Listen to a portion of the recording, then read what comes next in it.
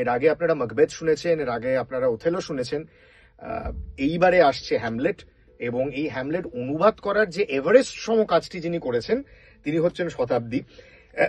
কতটা নার্ভাস ছিলে, নাকি খুব এক্সাইটেড ছিলে, নাকি দুটোই? দুটোই একসঙ্গে। নার্ভাস তো বটেই, কারণ শেক্সপিয়ার প্রথমবার অনুবাদ করলাম, তার উপর হ্যামলেট। হ্যামলেট ভীষণ কমপ্লিকেটেড একটা গল্প এবং চরিত্র দুটোই, সেই জন্য নার্ভাস তো ছিলামই, আর এক্সাইটেড তো ছিলাম।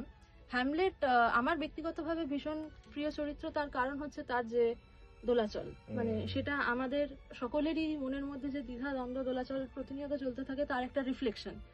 তো ওই যে বিখ্যাত সংলাপটা আছে, to be or not to be, that is the question, ওইটা শুধু তো সংলাপ নয়, ওই একটা লাইনের মধ্যে হ্যামলেটের পুরো চরিত্রটাকে বেঁধেছেন শেক্সপিয়ার সাহেব। তো ওই জিনিসটা যাতে পুরো অনুবাদটাতে থাকে, এবং ওর যে বাইপোলার যে নেচারটা, ওটা যাতে বারবার আসে, সেটা লক্ষ্য রেখেছি। এবং সেই বাইপোলারিটির মধ্যেও সেই অনেকগুলো যে ফিলোসফিক্যাল কোয়েশ্চেন্স জিজ্ঞেস করছে নিজেকে এবং পৃথিবীকেও, এক্সিস্টেন্সকে, সেইটা হ্যামলেটকে ভীষণ মূল্যবান করে তোলে।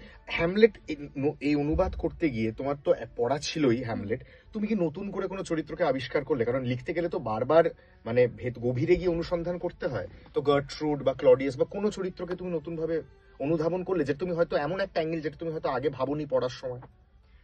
হ্যাঁ, অনুধাবন করলাম বলতে আমি বলবো ওফেলিয়ার চরিত্রটা, আমি এখানে হ্যামলেটের মূল গল্পেতে আমার মনে হয়েছে যে গার্ট্রুড বা ওফেলিয়া একটা একটুখানি ব্যাকগ্রাউন্ডেই রয়েছেন। তারা অবশ্যই Gertrude is one of the driving factors behind Hamlet's insanity, ঠিক আছে, খুব ক্রুশিয়াল একটা ফ্যাক্টর সেটা, কিন্তু তাদের নিজেদের এক্সপ্রেশন খুব একটা মূল নাটকে ছিল না।